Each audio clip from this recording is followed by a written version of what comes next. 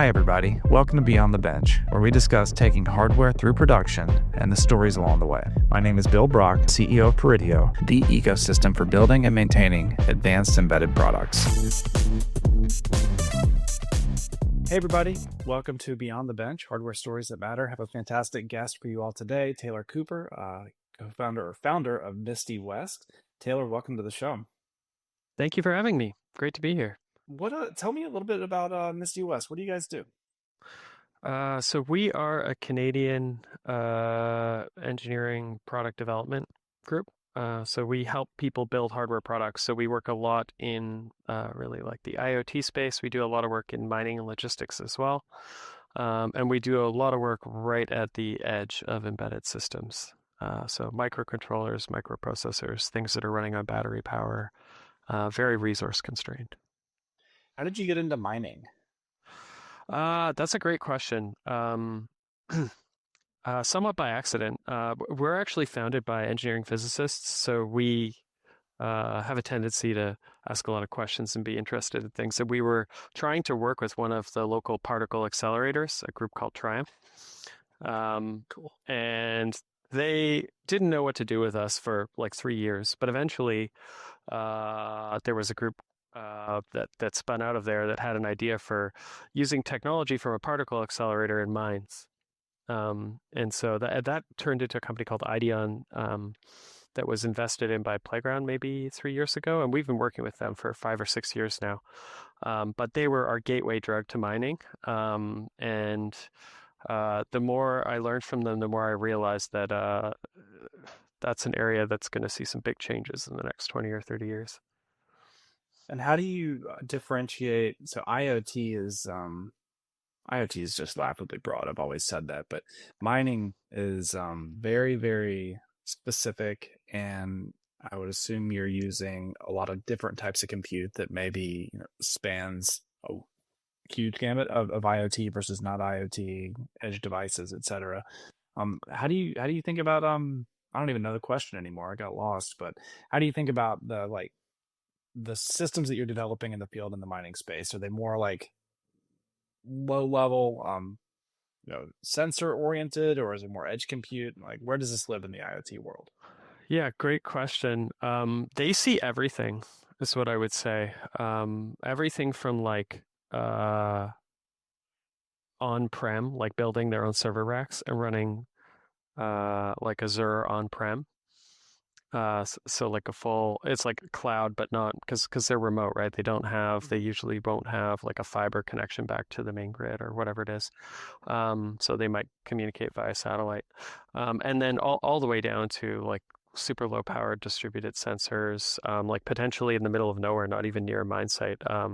Fleet Space would be an example of a group building technology like that, where they have these geophones that are spread out over kilometers between each other, and they're measuring basically sounds they hear in the earth.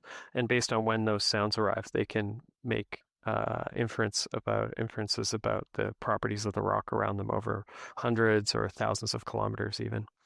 And so those things are like, those are as low power, I imagine, or as low power as you can make them. They might use solar, they might use a battery, or you'll have like wearables. One group we worked with, originally they thought their market was going to be health tech, and we were building, this is before the Apple Watch, they were building activity trackers, and they had those on the wrists of the Chicago Cubs the last time they won the World Series. So we helped them build that hardware. But then they realized later on, like, hey, maybe professional sports is not actually that large of a market. It's not that scalable. And then so now they're doing that same. They're called fatigue science. They're doing fatigue monitoring on mine sites. So instead of using, and this gets to like another embedded application, which is like you'll see these in like Amazon fleet trucks, but also in haul trucks or any heavy machinery where they'll have like a camera pointed at the driver. Hmm. Um, and they'll be running, usually like some version of a convolutional neural network, doing gesture recognition, like checking for blinking, checking for people getting tired. Well, fatigue science is like trying to be a step ahead of that, right? So they're trying to understand like how much activity have you been doing versus how much sleep did you get? So they're trying to preempt these adverse effects. And it's a big problem in mines, right? You can imagine a camera system that detects somebody falling asleep. If they're driving down into a pit to pick up ore or whatever, Hmm. that path can have like room for one truck or maybe two trucks. And so like Yeah. if you stop, like that's 50% of your mine's capacity because you decided this guy is tired, right? Like that's a big problem. It's much better to tell him to go take a nap and not put him in a truck. Um, but yeah, so it's they spun they you know mining needs everything, and they're trying to get people out in a very major way, and I think they have a real incentive to be automation forward relative to other industries. There's huge safety concerns. They want to have zero entry mines in the near future. I mean, they already have partial versions of that, but yeah. So where do you play in this space? So did you help develop some of these early POCs and then they take it to market, or what does MistyWest come in? Great question. I would say our sweet spot is um, really dealing with like we can be as early as napkin sketch, but usually I think we provide a little more value, or groups like ours provide a little more value once you need like a team of engineers. Often when you have a napkin sketch, you might need like one person to go check some things. Mhm. But once, so that's like TRL3 or something. And I don't know if this is popular yet, but if there was a commercial readiness level, that'd be the thing that we would use to inform who when it makes sense to work with a group like ours. Um, because the technical problems we solve, we're very good at solving. Mhm. Um, but whether or not we can get our customers to success will depend on where they're at commercially. So, if they know their business model, they know their customer, all that stuff. And then we'll come in and help them take that proof of concept and take it to like an manufacturing, low volume manufacturing. Um, if you want to do really high volume, it's probably not us, or there might be an ODM or an OEM. It's like a Um, CRL7 for high volume. yeah, something like that. Yeah, and then our sweet spot is really when you need like an integrated team working well together. So like if you have something that is like handheld and you need to you need to have a camera system on there that's doing uh that has an NPU that's running a computer vision workload, but it's also battery powered.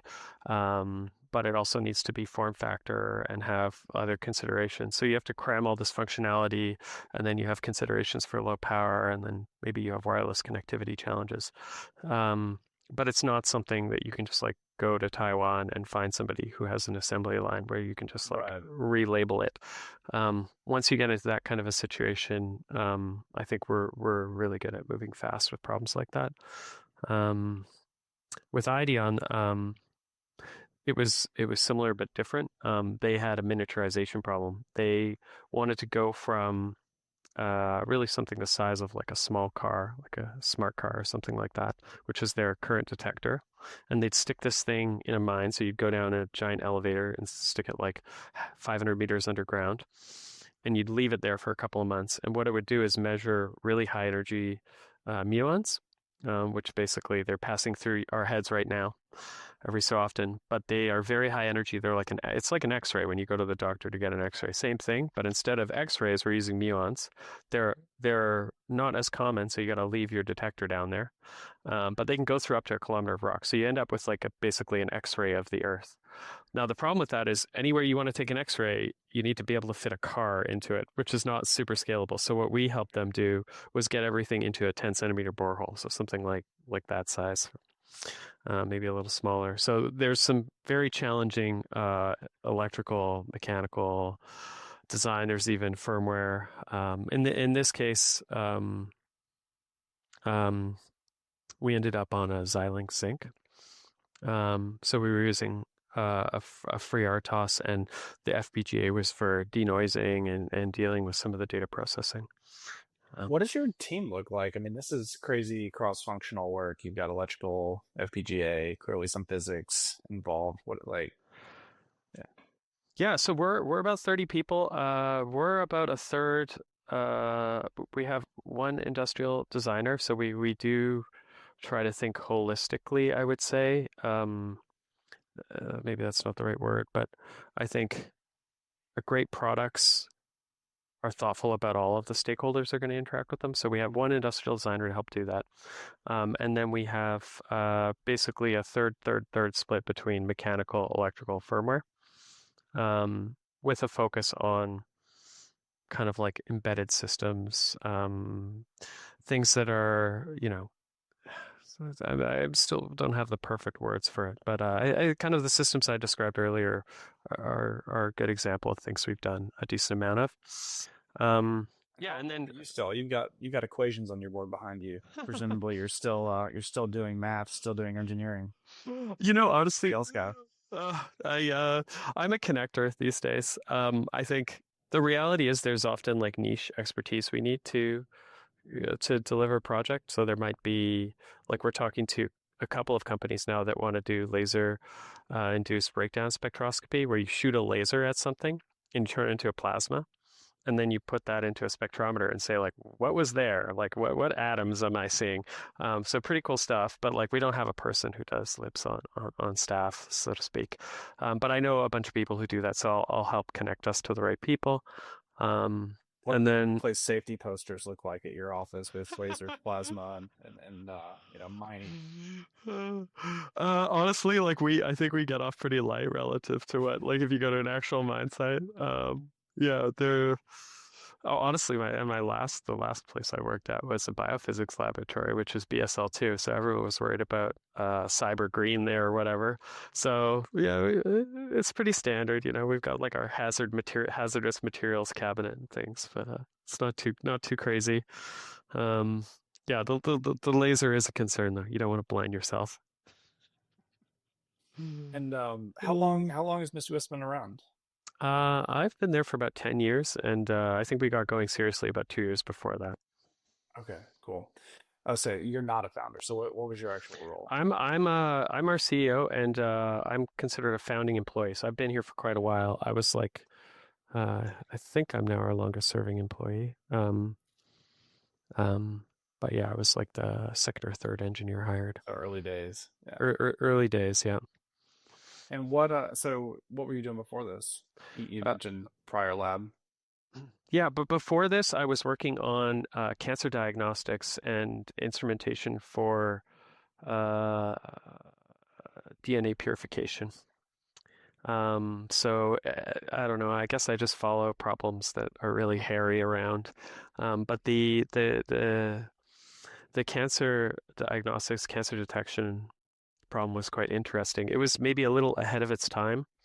Um, it turns out biology is really, really hard. Yeah. But we built. I don't know if you're familiar with like a ratchet. For so like you're working on your car or whatever. It's that kind of ratchet. Yes. It's like it only moves the nut in one direction. It slides in the other direction. Yes, I'm familiar with the ratchet. I was worried that you were saying something actually truly No, no, sophisticated that I no, wasn't no. Well, let's see. See where we end up. So like um, yeah, this also ended up being a computer vision application too.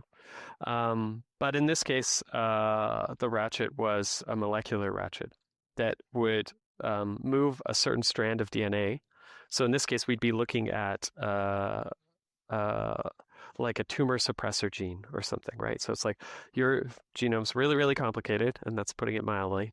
In there somewhere are genes that will prevent your cells from turning into cancer.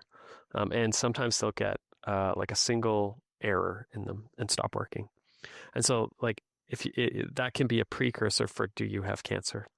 Mm. And so in your body, cells are dying all the time. Like you have, I don't know what it is, like 40 trillion cells or something in your body.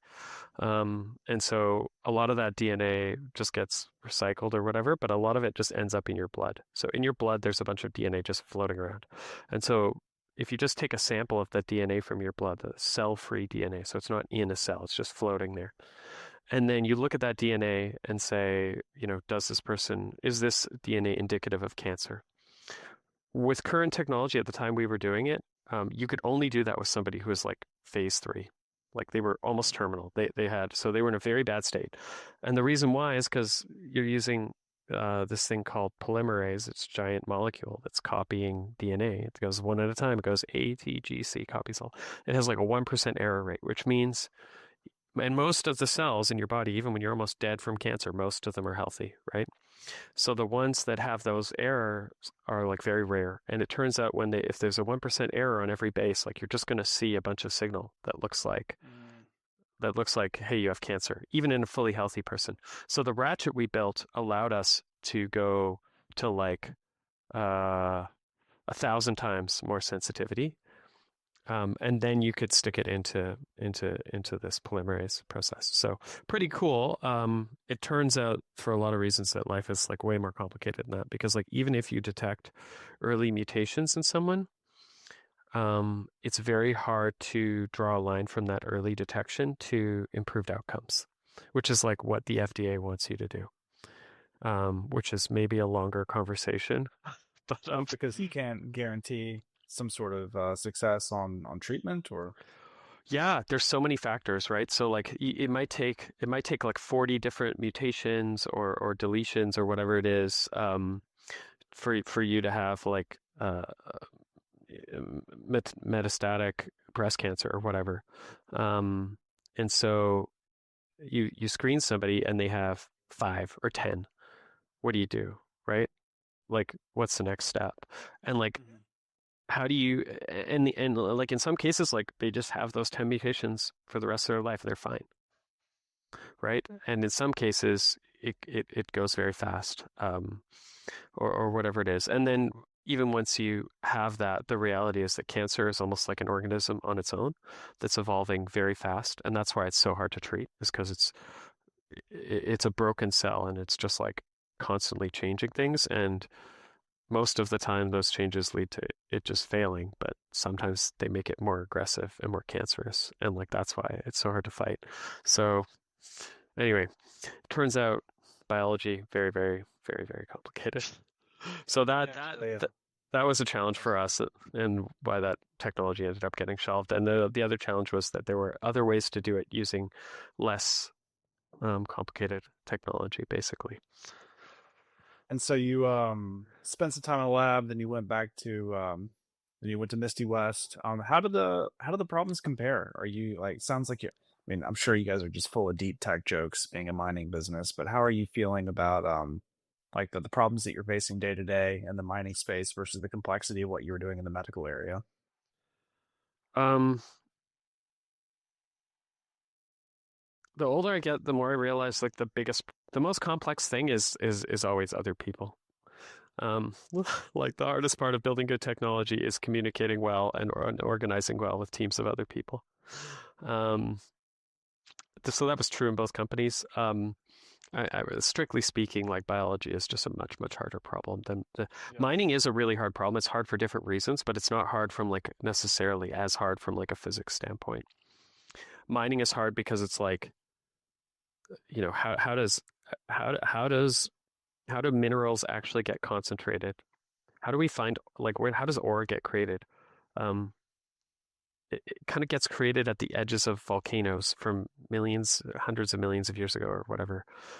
So like where are those? And that process is like happening 2 or 3 kilometers below ground potentially. Mhm. So it's like how do you even know where these things are? So that's a big problem. And then the reason why I think mining is interesting isn't because of that. It's because right now people are realizing global warming is a thing. Physics has a way, the real world has a way of reasserting itself regardless of how you feel about it. And global warming is going to be one of those things. And we have a plan, we have a decent plan for what to do about that. It's electrification. But to electrify, you need a lot of metal. You need to take mining from a $2 trillion a year industry to a $12 trillion a year industry in the next like 20, 30 years to hit our. Explain just for batteries or just generally the whole ecosystem. Uh, right now, some of the biggest constraints are around copper. So say like China has figured out a way to make solar cells at a small fraction of the cost, or their manufacturing capabilities are so impressive. But like you can build a solar project and not have it connected to the grid for like 2 or 3 years, right? Like, and part of that is just the cost of the infrastructure to connect it. Part of it is understanding how to connect all these things in a way where it won't crash the grid. and some of it is regulation. But the cost of copper has gone up a lot, and it's going to keep going up. And then yeah, you're also going to need it for batteries, for cars. But even a lot of people are looking at like battery backup as a way to smooth out solar, Yeah. and like to actually build that at scale is a gigantic problem. Um, uh, yeah, and then there are other trends too. Increased urbanization. Um, the more we urbanize, and we're continuing to urbanize, basically, the more automation you see in remote areas, the less people need to be in those remote areas working, the smaller those towns get. And where are all the jobs? They end up in these urban centers. So it requires a lot more metal to have someone live in a city than it does for someone to live in the country usually.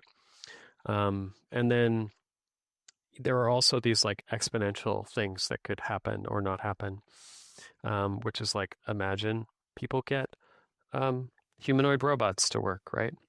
Um, I'm not saying that is currently where we're at, but in 10 or 20 years, a lot of things can happen. You could have like an entire automotive sector's worth of demand for metals. And you couple all of that with the fact that um, mining is getting harder. So deposit quality is getting worse, and deposits are getting deeper. And you have a couple of large incumbents who look at this as a commodity market and don't really want to innovate because they've just been burned so many times in the past where, um, the margins are really thin. Their metal is the same as everyone else's metal. Yeah. And if the price crashes because, China decides to stop building apartment buildings or whatever, then they can't be in a situation where they have some like they can't run a Google X, they can't run a Bell Labs, they can't run a Xerox PARC necessarily, and just justify that to their shareholders. At least not right now. They are working with the MistyWest of the world, or maybe just the one MistyWest. So how is this looking for you as far as folks or companies actually thinking strategically around mining? Is it literally just cost shaving, or is it companies really trying to innovate, do things much quicker, more efficient, safer? I think so. There's more and more people taking notice of the space. It's still very early days, I would say. And a lot of the innovation that is happening right now is kind of what you're saying, cost shaving is incremental. It's um, there's no, it's very hard to swing for the fences, I think, in mining, right? Like say you wanted to have like an entirely different architecture of mine. Like there are companies working on that. Um, I'm also part of a CDL, Creative Destruction Labs, which is kind of like an incubator. They're a little bit different, but they have a stream for mining technology. And some of the companies in there are like really trying to like rethink how we do mining entirely. And they are very polarizing. Like potentially like a third of the room will just be adamant that what they're doing can't work. Um, Hey, but what do you think is the most anybody that's like really out there that you think is very very novel, very so, very interesting? well, I know of multiple companies that want to mine gold veins with drills. Okay. And it's like the economics of that are like maybe it works, maybe it doesn't. Like it's kind of gold prices have gone up a lot. So it's kind of like, where does this actually work? Um, um, and then there are companies that are trying to, so those companies are kind of polarizing. I think the ones that are like reaching more into that space and promising more, like the idea, it's basically, you know, miners don't use tunnel boring machines. They use explosives. And like miners feel very strongly that explosives are the only way to make things work, um, for good reason. But there's like basically the people who want to drill ore out of the earth are like in camp tunnel boring machine, right? And they think that that is going to work. And like um, it's not that different from oil and gas in like the 70s and 80s, right? Where like the technologies that were kind of producing most of the oil then just weren't able to produce the oil that the United States produces now, right? Like so Yeah. drilling sideways and fracking and all of this stuff, like those technologies were invented when the cost of oil went way up and the incentive structure changed. And that's probably going to happen in mining too. So like drilling to just get minerals out of the earth. Like maybe that works, maybe it doesn't.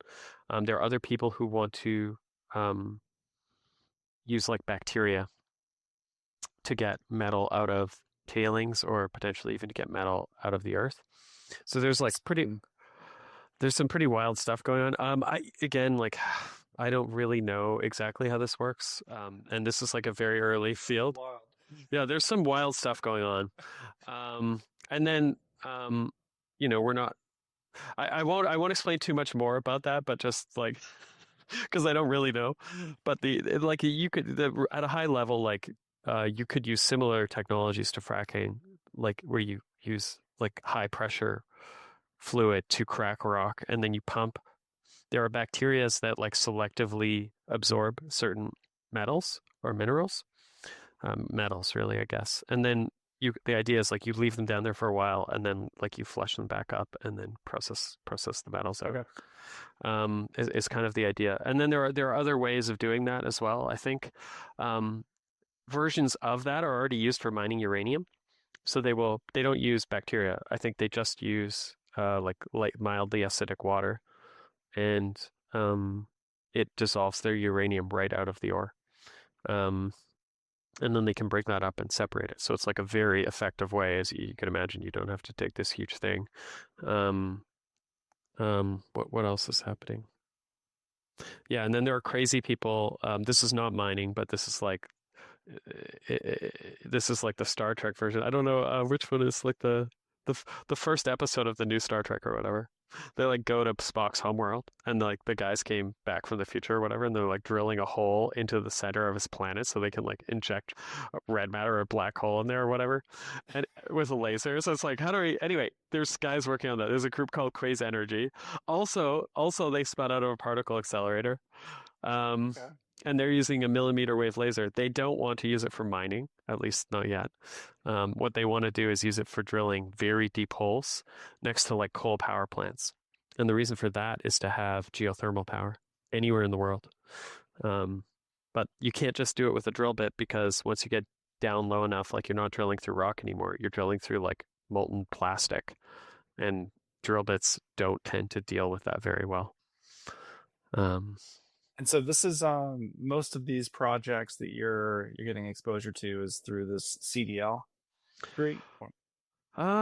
we just talk to people. I mean, I think this like we run event series, different the next one. Yeah. Yeah, the next one we're hosting is in San Francisco. It's actually on subsurface mining. We also do a bunch of work in logistics space.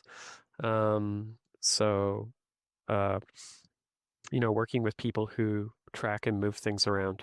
Um, but the event it's in June 26th as part of San Francisco Deep Tech Week. And that's a good way for us to meet people, I would say. I would say, you know, um, when you want to work with a group, a product development consultancy, like MistyWest, like there is a small window where people should really think about it. Most people don't even realize that groups like ours exist, and so their default option is just like hire engineers. Um, so our fundamental problem is an awareness problem. Like people aren't aware that like, hey, if the problem looks like this, it looks like you need a highly integrated team of engineers for a short little period in time, and then you're going to go to market and sell this thing for a year or 2 years. Um, um, then maybe you don't want to hire up a team of like 5 engineers, right? Have them work on it for a year or two. And on top of that, like I think you have to get them to work well together and all of these things, and you have to. So that can be very challenging to actually get them to dance well together. Um, so like fundamentally, I'm doing a bad job explaining, and maybe that we should do like the Coles notes of this. I'll try to give you a better summary. But like fundamentally, we have an awareness problem. Like most people won't consider outsourcing the kind of work we do. Mhm. They don't understand when it is a good time to do that. And there are so for like Ideon, like if you talk to their founders, they would say we shaved a year off their development time. And I think we also saved them a bunch of money in the long term as well. They Um, take ownership of this technology post launch. I mean, it seems like you guys have very, very specialized experience. Do they hire around the solution, or so, is it so, just at a TR like a readiness level to where they can just take it to market? so they, um, They have the specialized experience. We have, I would say, is the right way to think of it. So they they're the physicists, um, and they understood how to build the detector technology. What we help with is the really challenging engineering that has to enable that. But once it's done, like it's not necessarily going to be a place where you want to be best in the world at perpetually. Like it's not going to be, you don't want to be like the world's best, um, embedded electronics developer or whatever. At least not when you get bigger, like you can afford different things and optionality becomes a thing. But when you're a startup, like, you want to stay as lean as you can. So they had the core expertise around their core IP, and then we provided the engineering heavy lift. Um, So from yeah, science to production, and then they can then rally around the production group post match. yeah, we helped them hire up their engineering team. A few of their director of engineering is a former employee of ours. We helped them hire their first engineer. Um, we take a really long view on relationships, I would say, and I think that's if you're going to work with a group like ours, like you want a partner that takes the long view. Um, yeah, so I mean, fundamentally, our problem is an awareness problem. Like, people need to know that groups like ours exist to understand, like, hey, I should consider this as an option. And then there is a certain time period where it actually even makes sense to consider. Because once you've hired up a team of engineers, like you've effectively already decided. Um, so how do we solve that? Community building, I would say, for us. And I think there's a side benefit there where, and this is like where I spend a lot of my time is just like talking to people who have big ideas and trying to bring people together. So it's pretty unlikely, but if somebody happens to be a geochemist watching this, I'm looking for a geochemist who wants to build a very out there next generation technology, which could have a really big impact. How long would it take you to get from technologist to people connector? I mean, I think this is a very important takeaway, and it's a theme you've been beating. Like you brought up at the beginning of the call, most important people like aspect being people facilitation, working with teams, working with groups, and so many people when they're into tech, they just want to push the code, push the science. And at what point was it when you became CEO, or was that an early revelation that you really needed to focus on the people side of this? You know, that's a good question. Um,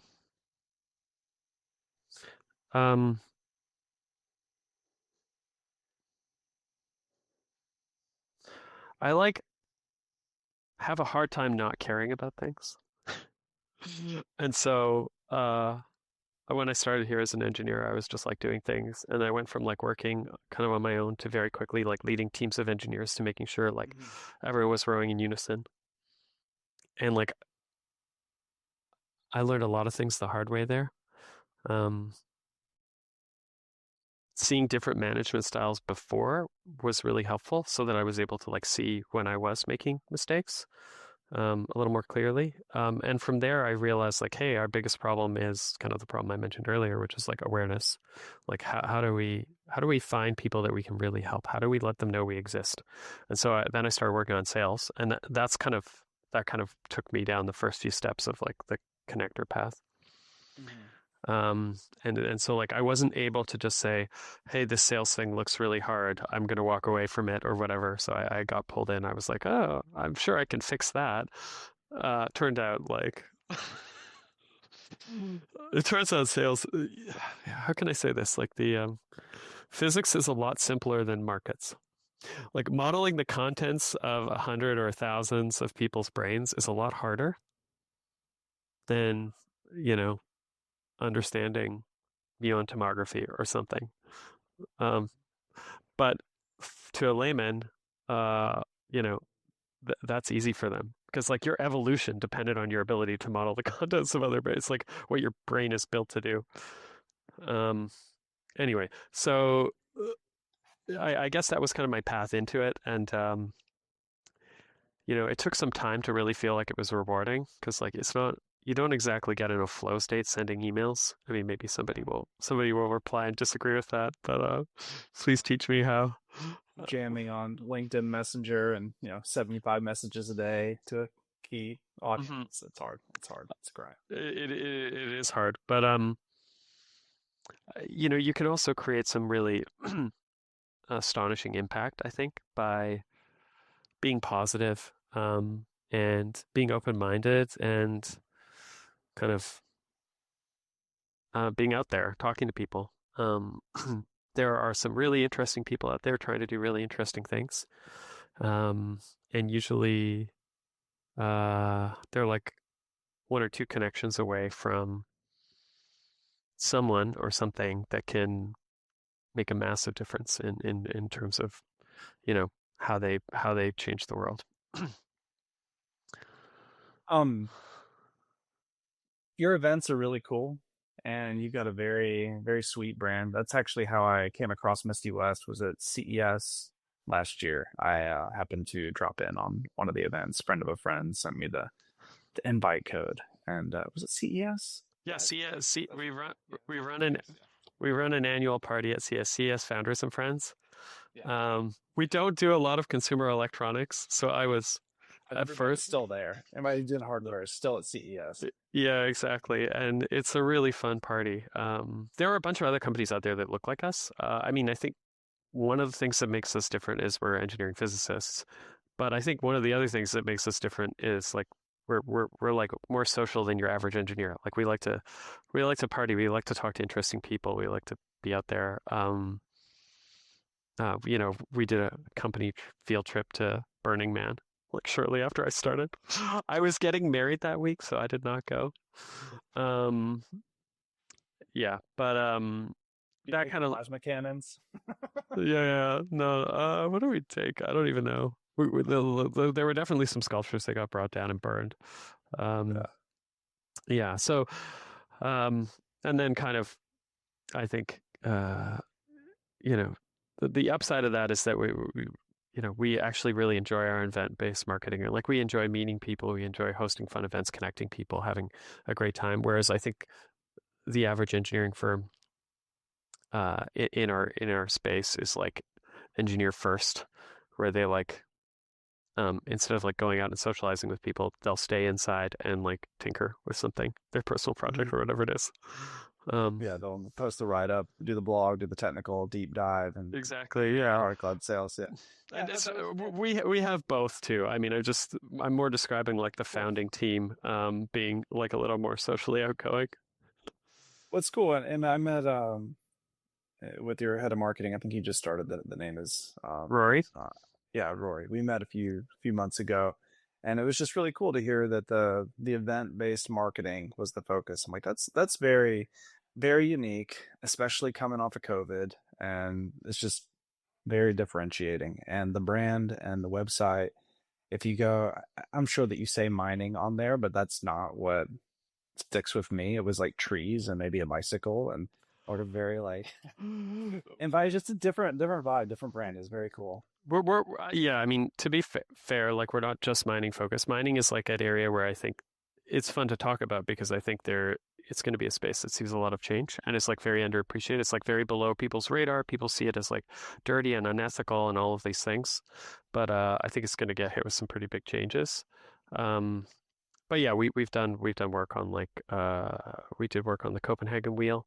The idea that like you could have a single wheel that has a battery pack and motor integrated in it. You just like throw that on your bike and you have an e-bike. Um, a bunch of other stuff. Consumer tech is not so much our thing these days, but we still have a pretty wide range of things we'll work on. Yeah. It's nice to have at least a toe into consumer tech because it's so relatable too and so tactical. People can really see, and understand the work versus maybe a humanoid that's you know, in a mine or somewhere. I don't know. Like that's Yeah, kind of cool too. But yeah. Well, great. Well, Taylor, thanks for coming on. I really enjoyed the conversation. And for those who are listening, what is the event coming up? Deep Tech Week? yeah. It's Deep Tech Week is the entire week, and it's in San Francisco. It's the last week of June, I think. Our event is on the 26th, which is the Thursday. It's called Cosmic Rays and Hidden Worlds: The Future of Subsurface Mining. The CEO of Ideon will be there, and there'll be a couple other interesting people we're working with. Um, who are like trying to get into how are we actually going to solve this problem a little bit, while talking a bit about some of the hardware and technology that's going into it. Awesome. Well, San Francisco hardware peeps, come check it out. Taylor, thanks for coming on the show, and looking forward to keeping the conversation rolling. Yeah, thanks. All right, everybody. Just a quick reminder, this podcast is presented by Peridio, the ecosystem for building and maintaining advanced embedded products.